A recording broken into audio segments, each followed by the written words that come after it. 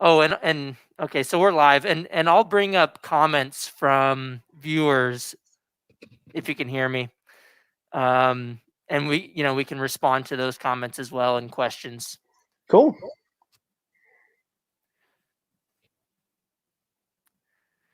Yeah, so for everybody wondering what the heck's going on with my face, I am practicing social distancing in that I am in my house right now in my condo, but I also need to cover my face because there's a dog in here. And I don't want to spread coronavirus to him or have him spread the coronavirus to me. And I'm talking with Matthew and Mike McShane here today, and I don't know if anything could be spread over the airways.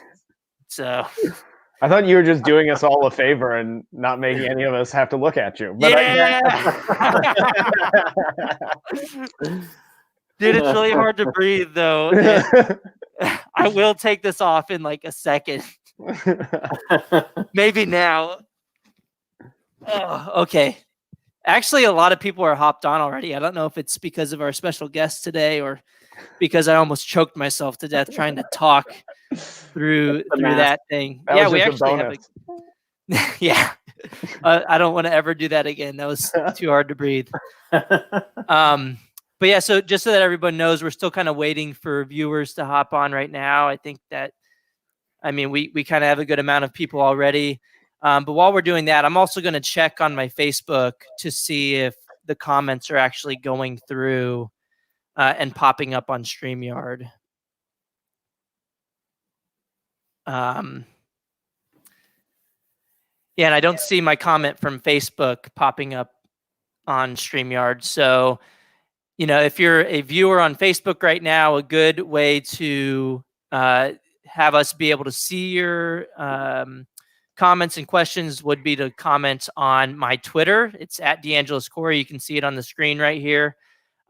This will be streamed on my Twitter and my YouTube as well. And so if you go to any of those outlets, and if you really want us to see your comments, if you comment on there, that'll show up in StreamYard, and we'll be able to directly respond and even feature your comments at the bottom of the screen.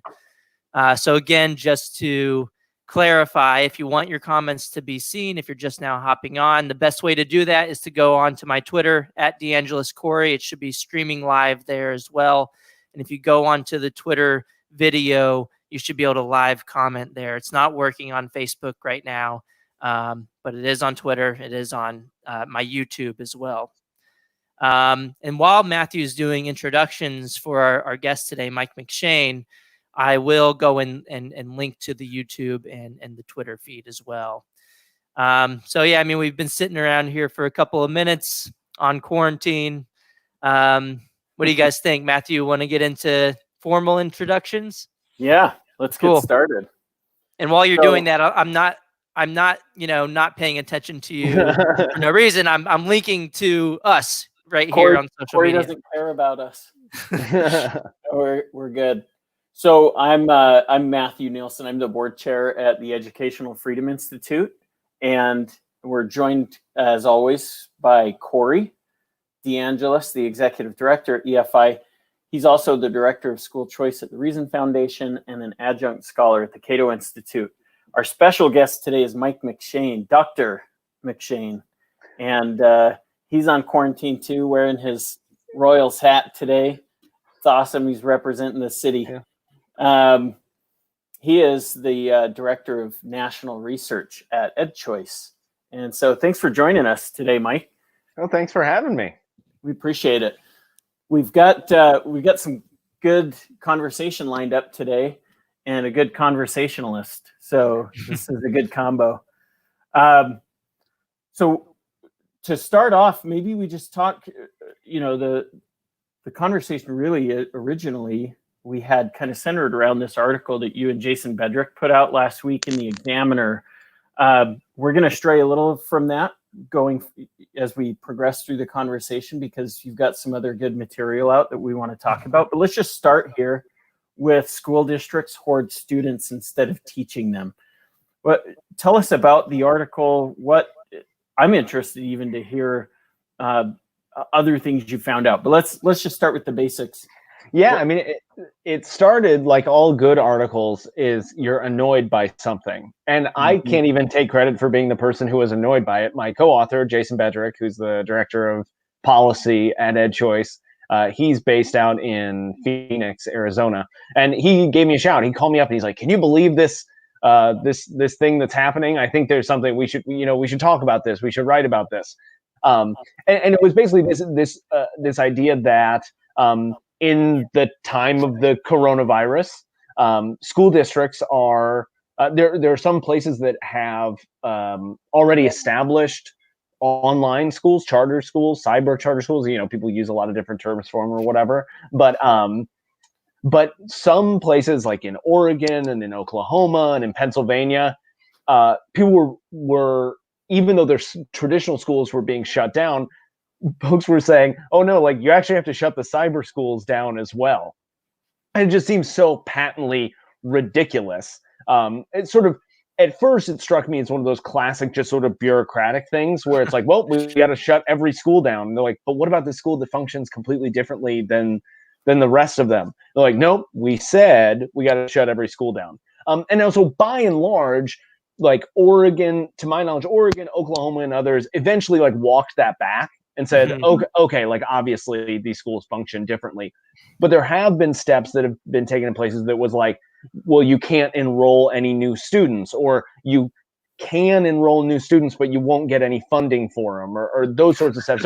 So clearly like efforts have been taken by the kind of traditional school system to prevent students from using established online schools during this very trying time period. So the sort of point that we made, there's the first of the sort of ridiculous shutting the schools down to start with, but then also saying, look, we're in a crisis situation right here, right? Like there are lots of children across the country that are in a really difficult situation. And my attitude, and I don't want to speak for Jason, but I imagine he shares it by and large, is like, this is an all hands on deck situation, right? Like we're not in the time where we can be like picking and choosing, like, oh no, like we should allow you, but not, no, I mean like, if schools have the capacity to serve kids, especially a lot of these schools are used to coping with things like students with IEPs or students with other special needs that they have to accommodate. Like they are used to doing this. So why we're not leveraging them, working with them, tapping into their knowledge, their networks, all that sort of stuff, just kind of like boggles my mind. Yeah, this same stuff boggled my mind as well when I was seeing each of these different states, Oklahoma, Oregon, Pennsylvania, coming out with these, statements about we're closing all public schools, virtual schools, and brick and mortar schools. It really just didn't make any sense. But then I saw some writings from different groups like the Pennsylvania Association of School Administrators. I think his name is Mark DeRucco, wrote something where he was saying that, they wanted to prevent students from switching to virtual schools because then they'd lose some funding because schools are funded based on enrollment counts. And so if your brick and mortar public schools lose some students during the crisis because they can't serve kids virtually for whatever reason, that hurts their bottom line essentially by taking some of that funding away. But in Pennsylvania, I've also seen some articles stating that even though Pennsylvania charter schools aren't being financially compensated for serving additional students, there are still some charter schools or virtual charter schools in Pennsylvania that are actually still taking on new students and taking that financial hit, just out of goodwill or because they know that in the long run, this will serve their purposes in the long run, but if they can keep those students on their enrollments. So Mike, what do you think is some of the, main reasons for why this is going on in places like Oklahoma and Oregon and Pennsylvania? What can be some of the explanations for this, and what do you think we should do about it? And maybe if you want to comment on what state's the worst in your eyes based on their policies as a response to the coronaviruses. So like, okay, we look at it a couple different ways. One, like if we're trying to be charitable towards the kind of educational establishment, like whatever you want to call it, like traditional public schools, their administrators, the people that run them.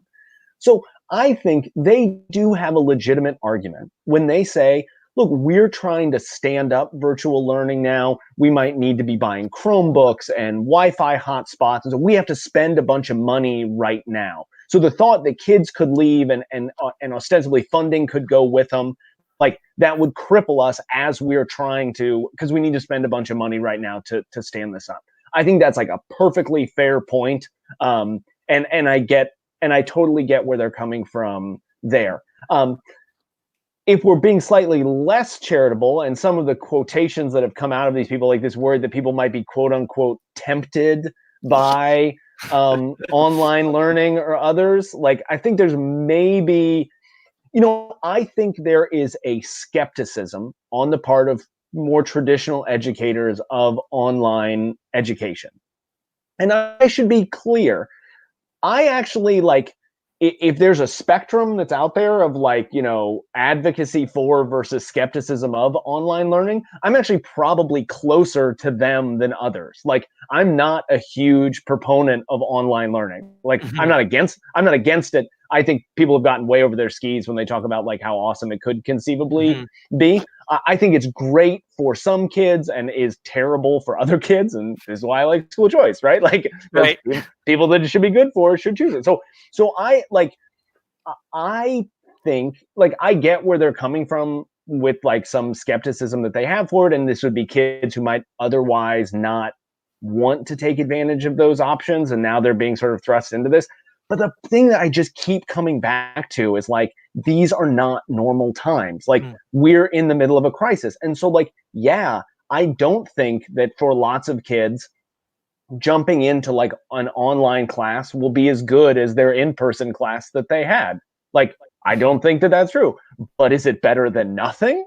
Yeah, it is. It's substantially better than nothing. Or, so I think like that's more of the attitude that we have to take towards it. Now, I think also that these fears of being, tempted by online learning or others, I think what we're hearing, at least anecdotally, from tons of families across the country, which is like, we are so thankful that we can send our kids away for some part of the day, right? Like, people get a little break. Right. People are learning that, like, it's really difficult to have kids in your home all day. Like, schools look the way that they do for a reason. And that's because people want to get kids out of their house for, a set number of hours every day, or lots of families do. Not everybody, but a lot of families want to do that. So I actually think that a lot of their fears are misplaced here. Like, the quality question is like, compared to what? Like, compared to nothing, it's clearly superior. And the whole temptation thing, I think most of these folks are going to want to go back to their a traditional school environment after this. So now, it is true, I don't doubt that some small minority of those people who are participating will want to go to an online school after this, or will want to try homeschooling or things like that. We at EdChoice put out a poll every year where we survey a representative sample of folks in America. And we ask them, if money were no object, if logistics were no object, where would you send your kids to school? And right now, about 10% of families say that they would homeschool their kids. In actuality, about 3% of families do. So it'll be fascinating actually to see that like 7% who would otherwise have wanted to do it, but are now doing it. Maybe they'll say, this was awesome and we were right and we would want to do this. Maybe some portion of them will say, actually we didn't want to do this. And there may be some in that 90% of people who say, oh yeah, we actually do want to do this now. But like, do I think that this is going to lead to suddenly like 80% of Americans wanting to homeschool their kids? Like, of course not. Like, of course not. It's not going to. So I think generally speaking, their fears are overblown. We're in a crisis situation. It's all hands on deck. So there's very, very little risk of harm here. It's almost all upside. Yeah. So Mike, just playing off of the fears that you're alluding to, I pulled up a couple of articles. I don't know if you saw this one in Salon the other day by Jeff Bryant, but there's a lot of claims in this one that I don't think are founded. And then, I reached out to one of the experts that he, quoted several times in this article. One of the claims was that homeschooling is expensive because, you have to forego some income, and that you have to, afford tutoring services or whatever it is. You have to afford some type of, adjustment to homeschooling. And so I asked the expert, if he would be for, promoting education savings accounts to help offset those costs, to which he responded, no, he wouldn't. And, there were unrelated arguments, about, supposed segregation from homeschooling, which I don't think is a valid concern. And a couple of other arguments he laid out, but his main argument was that it was expensive, but then he argued against proposals to make homeschooling less expensive. I don't know if you saw, a Washington Post recently had an article against homeschooling as well, but what I think is even more interesting is this event. Have you seen this event coming up? Coming up at Harvard. Yeah. Do you have any thoughts on, and for the listeners, this event's, it's clearly an anti-homeschooling event coming up in June in Harvard.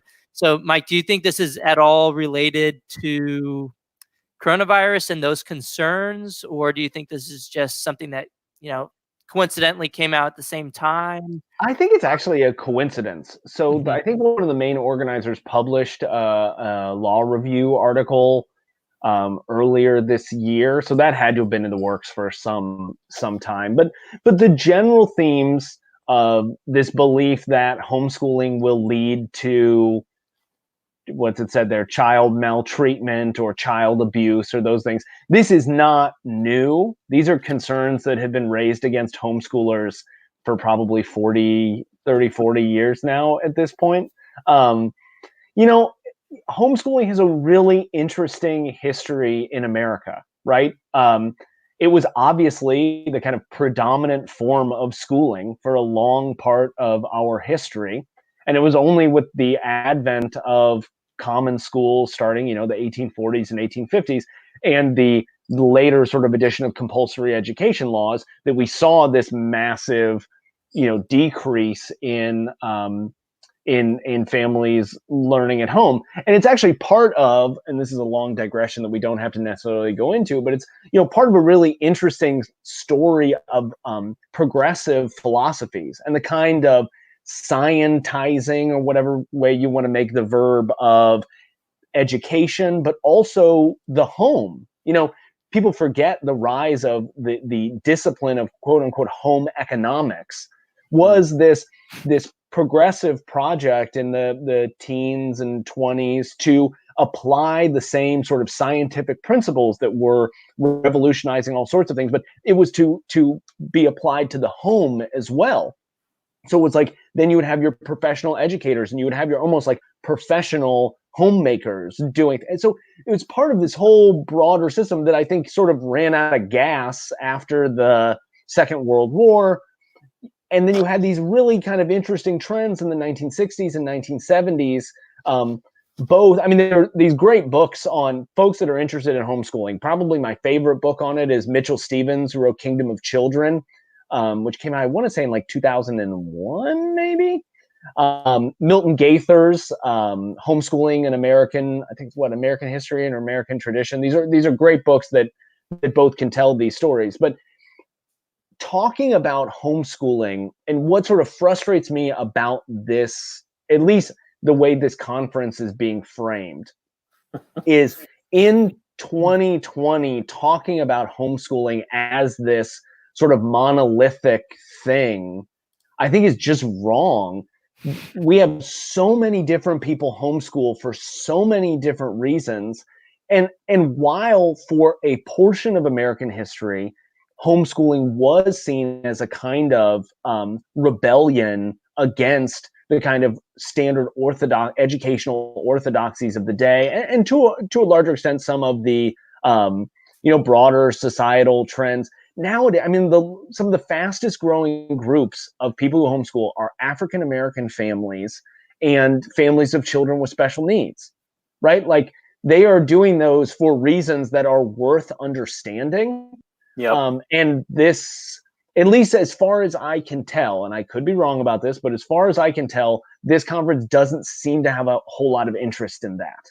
Mm-hmm. Well, it's interesting in that in your tweet, Corey, it says, what did it say? Deprivation, educational deprivation, right? And So just that term, just the fact that they would use that term in a description for the event is crazy because, and I don't know the stats as well as you guys do, I'm sure, but homeschoolers, like how many, in fact, I was just reading this in Brian Kaplan's book, The Case Against Education. You guys, I'm sure, are familiar. Sure. He talks about the fact that Ivy League schools are doing everything they can, like hand over fist. They're tripping over themselves trying to get homeschoolers into their schools, And so the fact that they would even say educational deprivation as, really like that's one of the more common side effects or effects of homeschool. That's crazy. Well, it seems like they're trying to use the exception to prove the rule here. Yeah, Exactly. They point, and this is what I've seen, in other people who make arguments against homeschooling is they'll say, look, there was this one instance of child maltreatment, so that means we need to ban all homeschooling or get everybody to, or highly regulate homeschooling. When they, Right. when we can just as easily say, well, I mean, it's not perfect in the government-run school system either. There are instances of child maltreatment in the government-run school system, but that doesn't mean that we need to ban government-run schools altogether. Right. That would be the same kind of logic.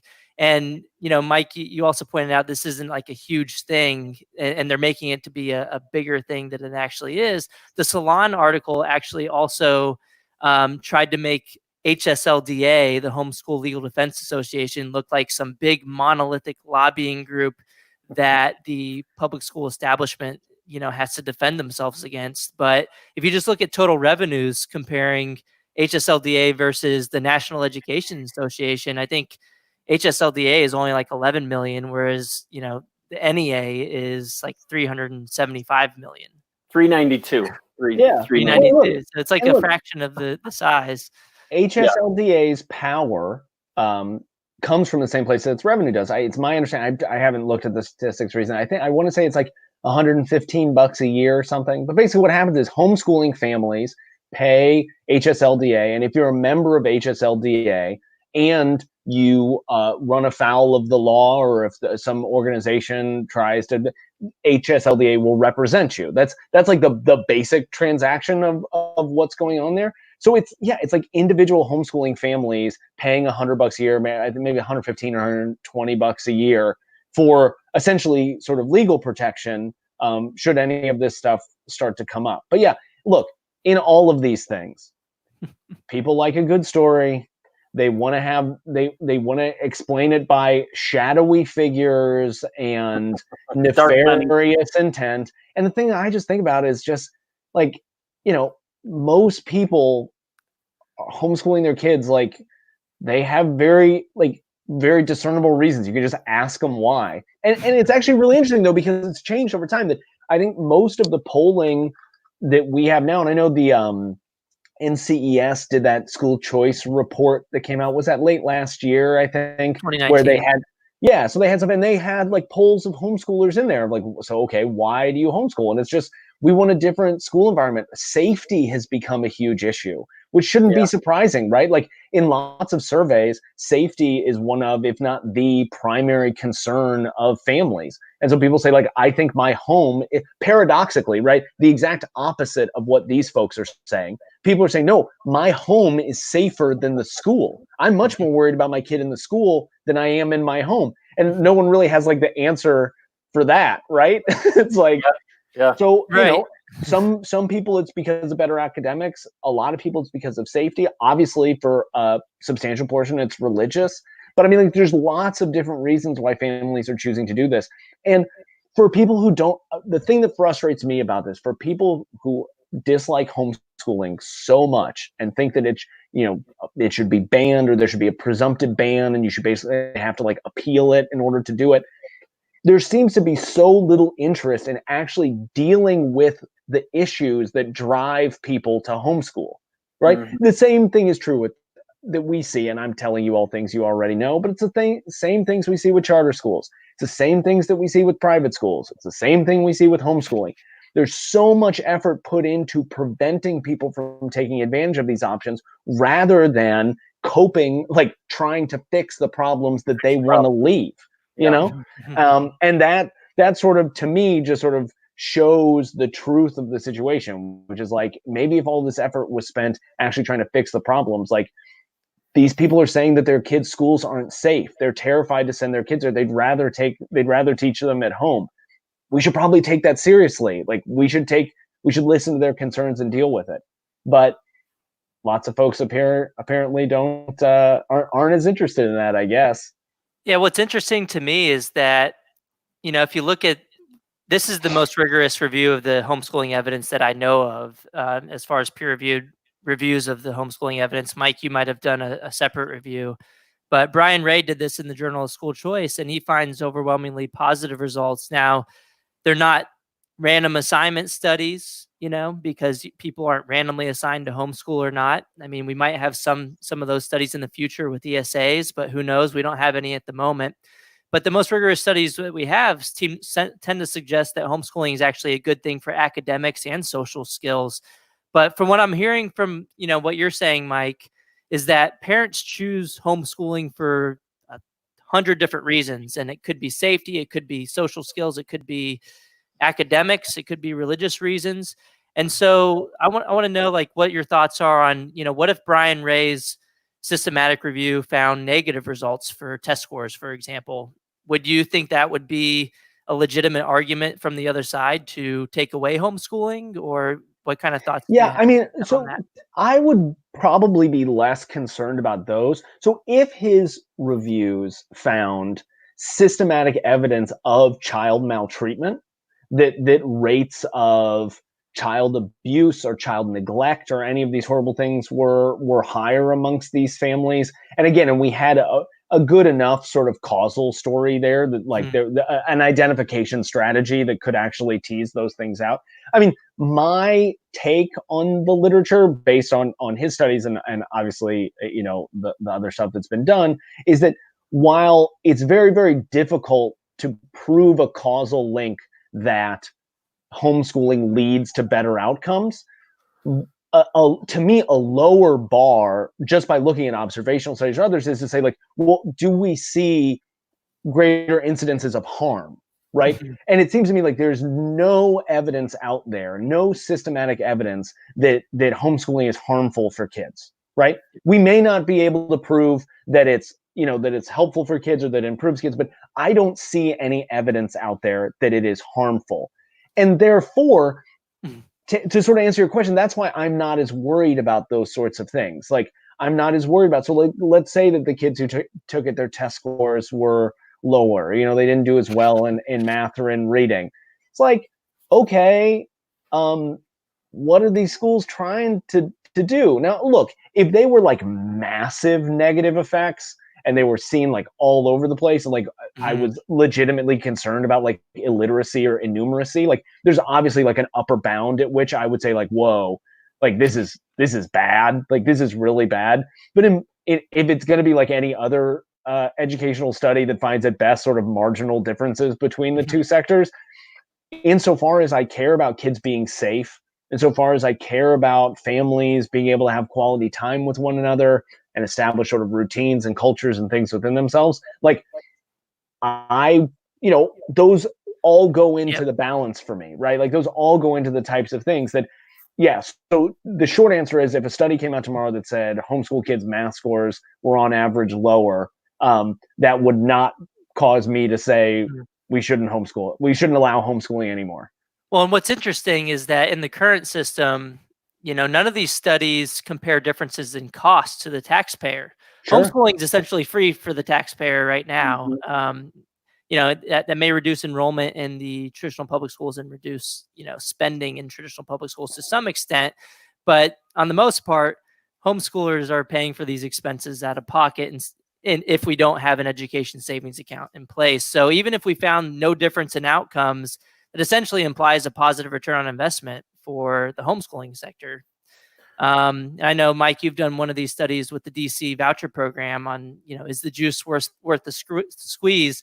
DC voucher kids get a lot less money than the kids in the traditional public schools, and they tend to do a lot better. So, I mean, we can apply that same logic to homeschooling as well. And I also like to point out that the pre-K experiments are kind of like a homeschooling experiment, if you think about it. If you lose the lottery to go to pre-K, you're essentially, if you're in the control group in that study, you're in the treatment group of homeschooling for 1 year. Yeah.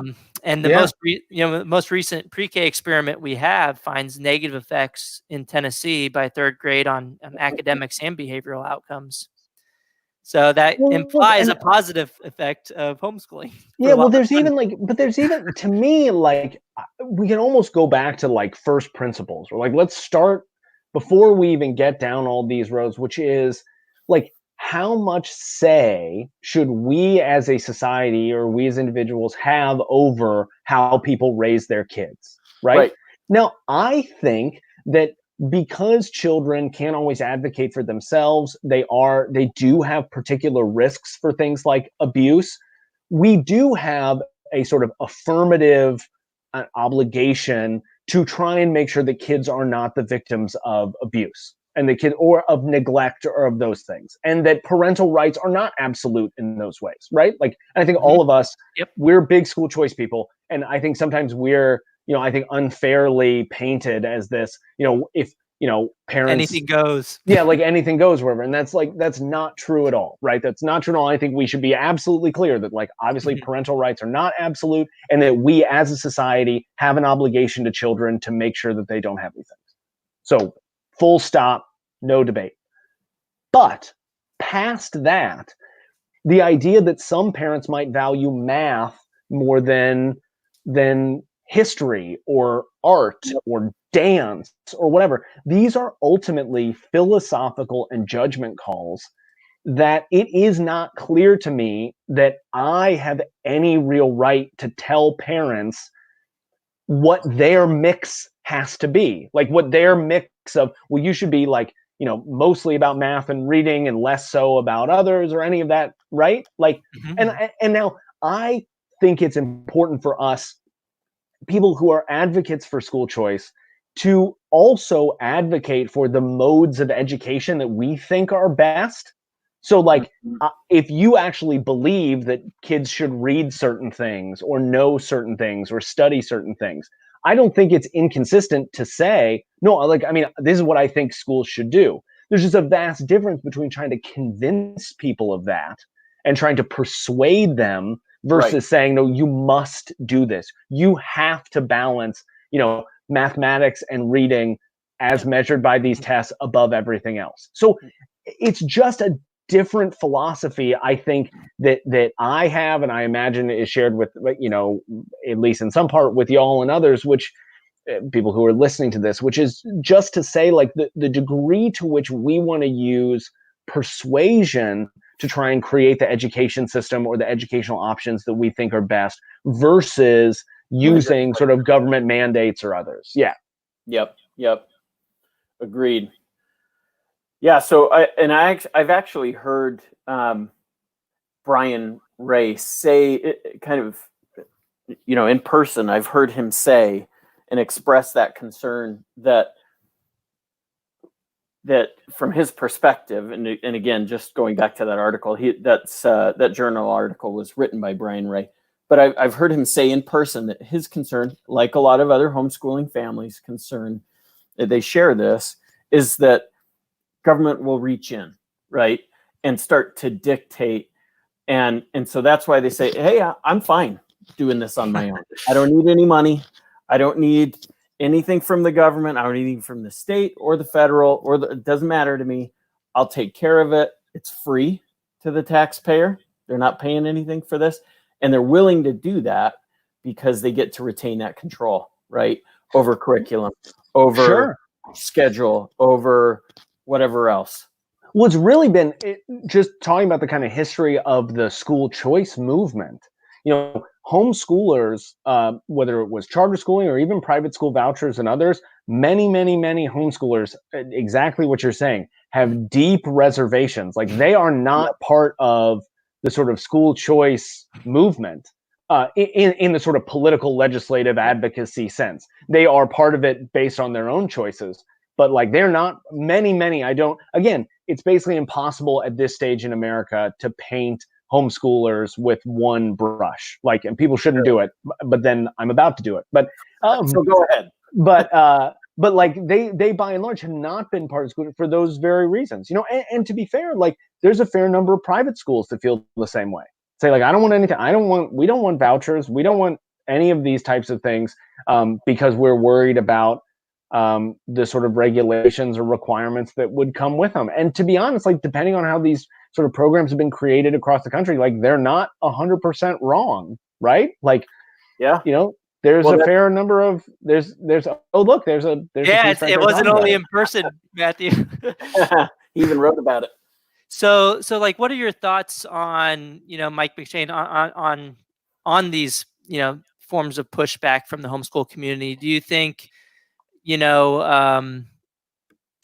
have you seen any homeschool communities actually actively pushing against school choice legislation because of this, or is this more so kind of a private thing that individually I'm not going to accept any education savings accounts funding because I don't want any education government funding regulating what I do? Mm-hmm. Or have you seen groups actually say, oh, I don't want you to take any of this money either because I don't want you to become regulated? Yeah, I think it's just been more they just haven't been involved in the fight, and efforts to convince them to be involved in the fight have generally fallen on deaf ears.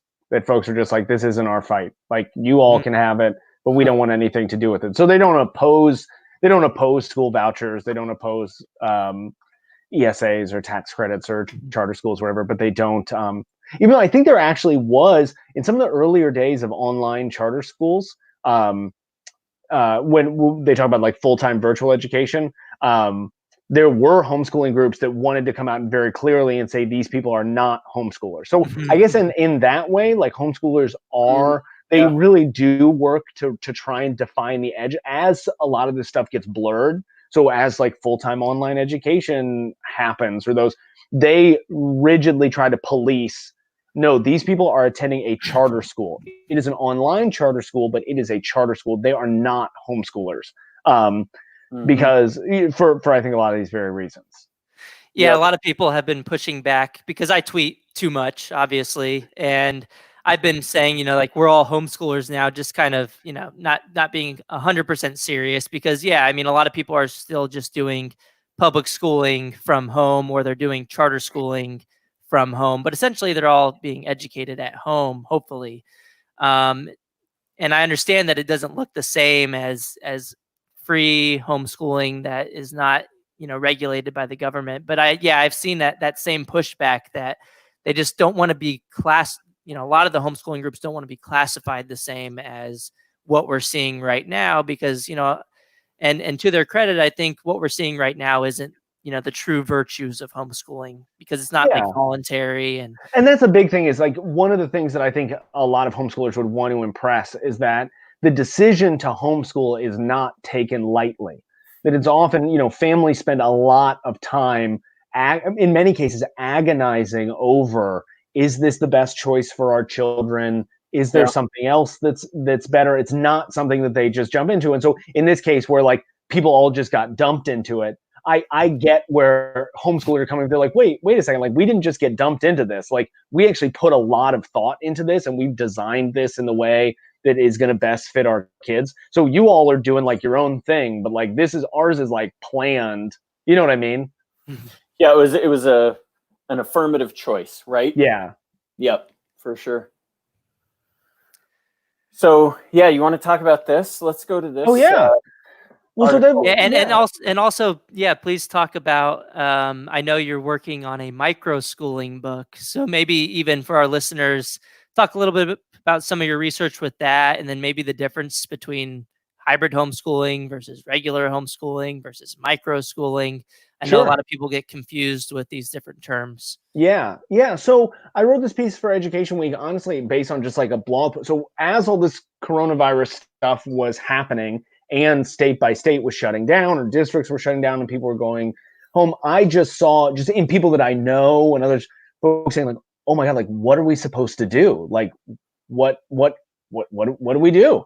And because I've been I'm working on this book on hybrid homeschooling, which I'll chat about in a second. Because I've been working on this, I've actually been spending a lot of time talking to homeschoolers And so I wrote a blog post for EdChoice that summarized all this, and then some folks at Education Week said, "Hey, would you want to expand this into a longer piece?"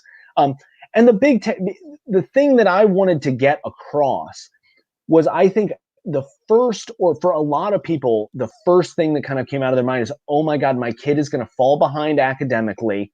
They are in school like 8 hours a day. I can't possibly keep up with that. Like, what can I do? Mm-hmm.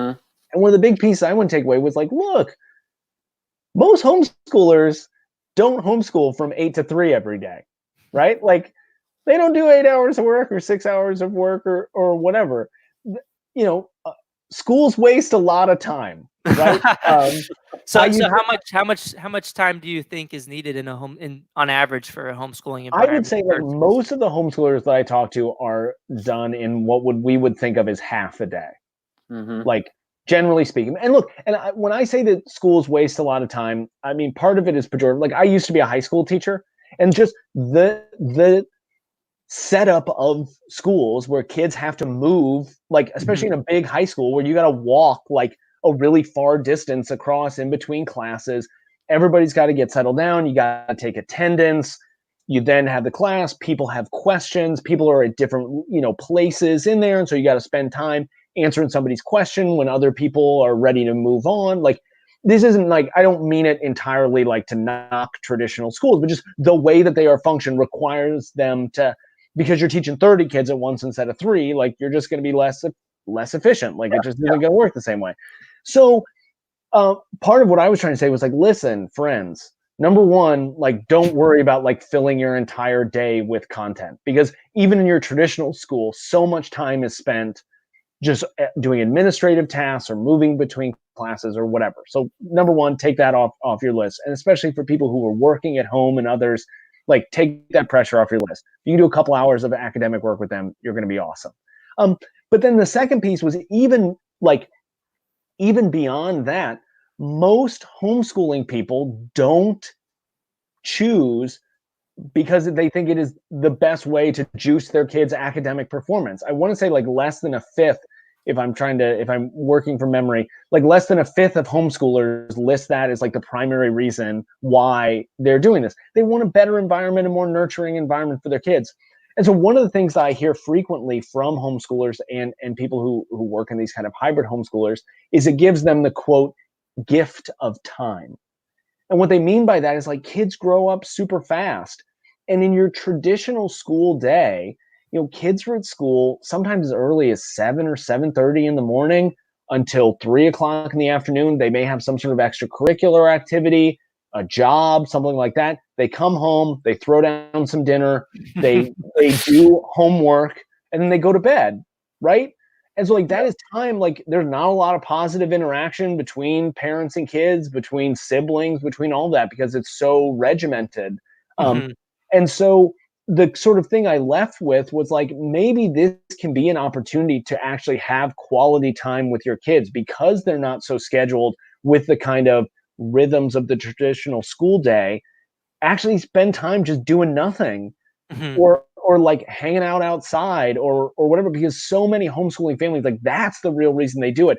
They get rid of all the schoolwork in the morning so their kids can be outside, or their kids can be doing things that spark their own interest. They're reading, they're doing puzzles, they're playing chess, they're building forts, they're like doing all that sort of stuff at the same time. So that was the big sort of push in that piece. But yeah, so I'm working on this book on what's called, even though it's funny, this sort of delineating the edges. Homeschoolers don't love this term, but it's the easiest way to describe it for people to understand it. But hybrid homeschooling. And basically what hybrid homeschools are is where children attend a traditional brick and mortar school for some part of the week and are schooled at home for another part of the week. So they run the gamut from 1 to 4, meaning they have 1 day in school and 4 days at home, all the way to 4 days at school and 1 day at home. Now, these are not, I don't count online schools as this. These are actual brick and mortar schools where children go. Basically, to meet my definition, you have to go at least 1 full day a week. Now, some of these are like it's like half days, 4 days a week or something, so they count. But the equivalent of one full day of classes every week. And what's interesting is, so these schools exist across the country. They are private schools, they are public charter schools, they are traditional public school districts. There are a few that are getting in on this as well. But I think, especially as we look forward at, are we going to have schools with some kind of social distancing model where not every child is in the school all the time? We may actually be looking at some sort of staggered school schedules where kids are actually physically there for a couple days a week and are at home another couple days a week. And so the experience of these schools could actually be instructive. Yeah, that's interesting. I think we're gonna find out real fast, right? What that could look like, and or at least I think that we will find that out pretty soon. Just because I think there are going to be a lot of schools that are having to work through that, right? And they're going to have to get creative, and some of them are going to have to submit amendments to their charters to make those adjustments. To say, if it's a charter school, boards will have to vote on those changes at the school districts, and I actually think there's a good chance that we'll see, not a majority certainly, but I think we'll see this will spark some innovation, and some of it, I'm sure, will go in that direction where they'll start to say, you know what, a large proportion of our families want a hybrid model where they're at home for a couple days a week because they like that. Now, they can't do 5 days a week. They can't do homeschool because they got work schedules to deal with or whatever, but employers are loosening up on their requirements for in-person meetings. And so that allows parents to stay home a little more, which will allow them to be with their kids, and they want their kids home more. So I think we'll actually see some of that going forward. Yeah, I was really interesting. Earlier this year, I'm actually supposed to be visiting a bunch of these schools right now, but the Rona shut that one down. But I did have a chance. I was visiting a hybrid homeschool earlier this week. I was mostly with high school kids, and they're on a Monday, Wednesday, Friday schedule. So that's when they are in their traditional school environment, right? And I visited on a day where if you were walking around, you would think this was just like any other school that you've been to. But in the conversations that I was able to have both with teachers and with parents, there was so many positive lessons that I think we learned from it. So one mother that I talked to had a child with special needs, had a sensory processing disorder where they got overwhelmed really easily. They didn't like people touching them. They things changing, just messed with them, right? Just wasn't a good environment for them. And I'll never forget what she told me. She said, if my son has a bad day at school, I can always say, you don't have to go back tomorrow, right? Mm-hmm. So they have a bad Monday. And again, as someone who used to be a high school teacher, and maybe, we've all experienced this, you have a bad Monday at school, and that becomes a bad Tuesday, and that becomes a terrible Wednesday and an awful Thursday, and you get suspended on Friday, right? It can just have, whereas especially students with special needs can come in on Monday, have that bad day, but then have Tuesday to decompress, process what they were going through, get a break from that, and then come back fresh on Wednesday. So on that piece of the spectrum, I thought was so fascinating. I could see that to be so helpful for so many kids that struggle with issues like that. People who have behavioral issues, people who have stress or anxiety issues. I think that sort of that lesson schedule with lots of breaks could be very helpful for them. But I also went around the lunchroom and I sat with groups of students. So I sat with tables of middle schoolers. And I sat down with a table of 6th and 7th graders, these young boys. And I was talking to them. So I was like, so on your Tuesday and Thursday, your day, describe to me what your day is like.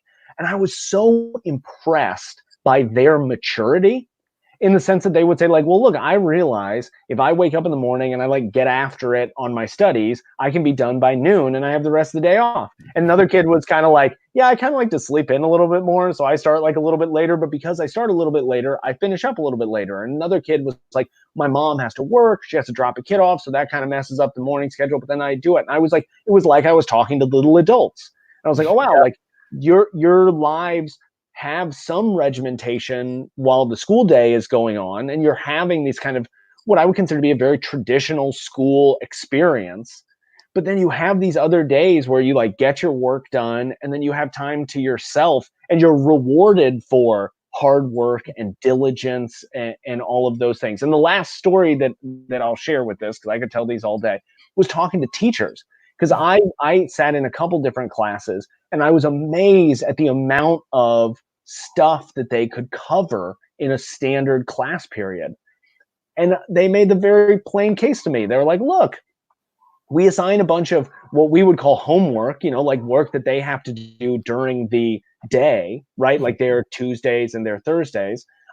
But they're like, look, most of the people I talked with had taught in traditional schools. And what they say, look, we assign homework, and then kids, that sort of day that we talked about earlier, right? They go from 7 a.m. until 3 o'clock in the afternoon and then spend time. By the time they get to their homework, they are useless, right? Mm-hmm. They're exhausted. Like, that is not prime learning time, right? But instead, the way these schools operate, they say we give more homework, we have more serious stuff to do, but the kids aren't doing it at 7 o'clock at night.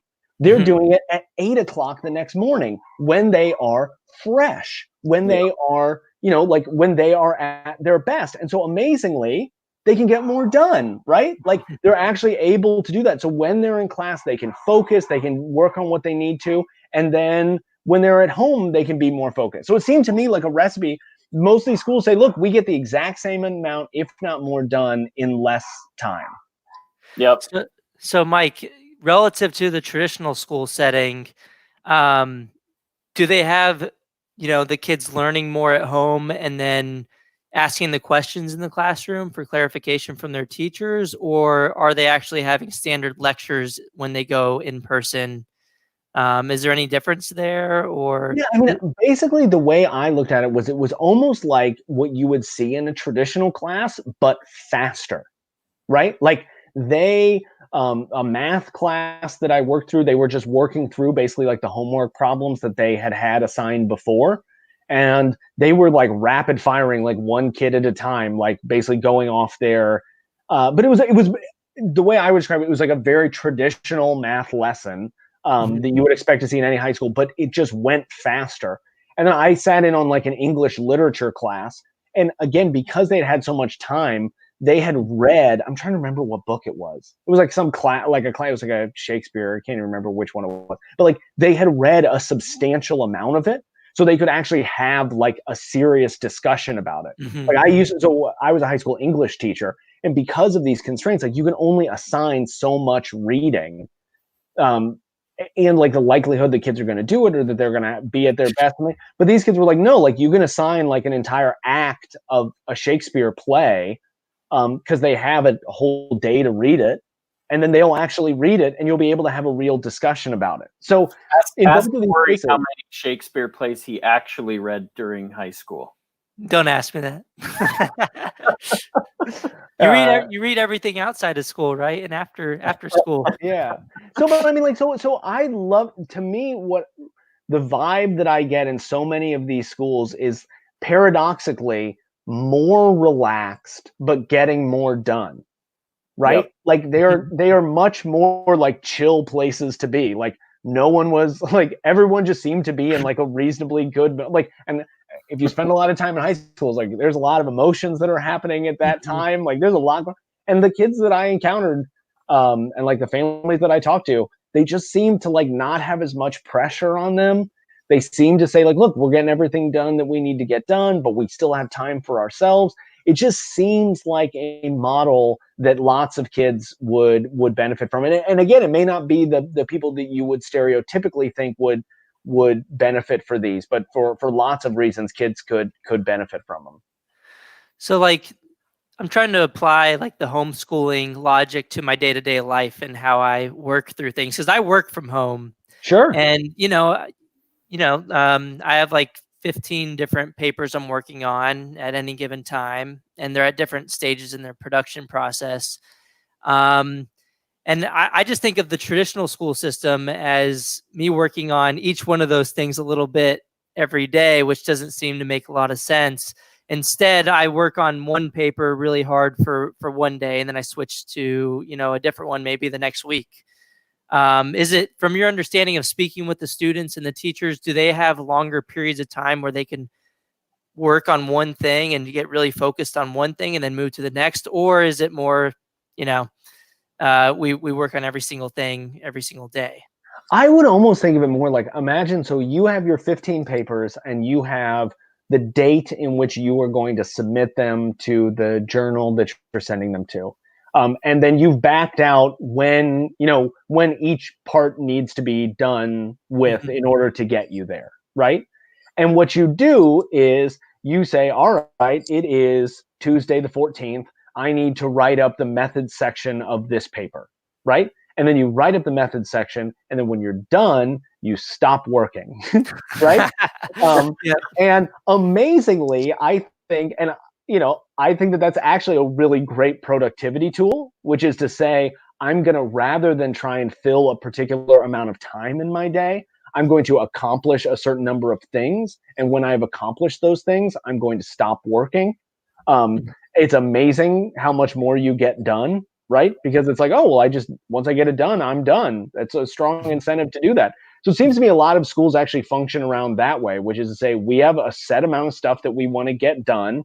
And when we're done, we're done. Like we don't have to say, and look, and again, I keep going back to my own self. Maybe I was just like not a great teacher. But it was like, you'd teach a class, and if the kids went through the stuff too quickly and you had like 10 minutes at the end, my natural inclination was like, I got to vamp. I got to okay, let's come up with a new activity on the fly. We got to, because we can't have 10 minutes of dead air, right? Whereas this type of school can just be like, no, like we're just done. Like you're done. You're good. So as a result of coronavirus, a lot of people talking about how this is leading to more homeschoolers. We've talked about how it might not cause a big shift, but do you think this could pressure families to desire education savings accounts more in the future? Or have you heard any of that? Or do you think, things are going to be the same? I tend to think like we're probably a few steps away from understanding what like the policy implications are. But when it comes to like the attitudes or beliefs that come first and then the policy that comes after that. So I do think we are looking at how attitudes and beliefs are changing and our understanding, like, especially in families that are being able to accomplish what they need to do in 2 to 4 hours instead of 8 hours, in families that are getting more quality time with one another, in families that are seeing their children's interests that are sparked by things and having the time to pursue those. I mean, like, oh my God, like, there are kids probably out there right now that are reading like 6 hours a day. It is difficult for me to say that, like, if you have a kid who's willing to read like 6 hours a day, that like any environment other than the one in which they're reading 6 hours a day is the superior academic model for that, right? Like, just let them loose. Yep. So I think that type of stuff will change people's attitudes around schooling and say, how can we create more space for these positive things that we're experiencing? And I think that will cause people to put pressure on their traditionals. And these are traditional private schools or charter schools or others. People will put pressure on them to say, like, well, are kids kind of overscheduled? Like, are we doing, like, are these days like too long, or are these like the amount of homework that they're doing, especially if it's not really high quality homework or it's not really helpful for them? Like, is that the best use of their time? Our calendars, our schedules, are those things actually in sync with the rhythms of family life? And so then it'll be interesting. So I think, like, on the practice, so you have the kind of attitude side and the practice side, and then the kind of policy that I think comes after that, which is to say, well, how do we, create flexibility in charters, like in the actual charter documents that are drafted to have those types of things? How do we create the flexibility in funding models? So whether that's traditional public funding models that are, we move away from seat time and towards competency, or we allow for part-time enrollment as opposed to full-time enrollment, or we subdivide it up into, half day or full day, or even, further than that. And then on the private side, like whether it's vouchers or ESAs or any of those types of programs that would facilitate those sorts of things. But I think the way to get that stuff at the end is to think about the antecedent steps, both the attitudes that people have, but then also where these promising practices taking place, that we can then say like, hey, look, isn't this awesome? Well, we need to make some policy changes to keep this awesome stuff going. And that's the sort of conversation for it. Yep. Good. I agree. Yeah, that's cool. And it will be interesting to see where everything goes from here, right? And obviously states will vary in the speed and even the direction that they go in these things, if at all. Some might just, stay where they are, but it'll be interesting to see how that all unfolds over time. And I think we'll start to see it fairly soon, at least the inching forward in one direction or another. So it's all up in the air right now with just the lockdown nationwide, really globally. But I'm interested, I'm sure you guys are too, to see who goes first, who's going to take the first step and in what direction. For sure. Well, anyway, we're right up against the hour right now, just a minute over actually. So we'll let you go. But before we do, we want to thank you, Mike. We appreciate you jumping on with us for a little bit to talk. Yeah, for sure, guys. Thanks for having me. Happy to join you all whenever. Awesome. Yeah, thanks, Mike. I mean, I feel like we could sit here and talk for at least another hour or two. I mean, you have a lot of interesting insight, especially with, going into the actual hybrid homeschooling. So thanks for sharing all that insight with our listeners. And I'm really looking forward to your book coming out. When is that coming out? I think I'm writing it now. It should come out either at the very end of this year or the beginning of next year. Good. And what will the title be? Do you know yet? Tentatively, I'm titling it Hybrid Homeschooling, a Guide to the Future of Education. Cool. But we'll see. You have to work with the publisher on it, but that's the tentative title. Okay. Well, you have to give us updates on it as it gets closer. Will do. And for listeners, where do you where should listeners look for your work? Yeah, you can check out my Twitter feed, which is MQ_McShane. I see you guys were fancy and put it in your thing. I just typed my name in like a normal person, but like a normal person. MQ_McShane. You can always check out www.edchoice.org. Yeah, that's me with the beautiful Kansas City skyline in the background. I am a homer. Nice. But also, edchoice.org. You can get all the good stuff there too. Cool. Thanks again, Mike. We appreciate it. Yeah, no problem, fellas. Have a great one. Stay safe. Okay, you too. Yeah, you too. Have a good one. And everyone, thanks for watching. Yeah. Take care. See ya.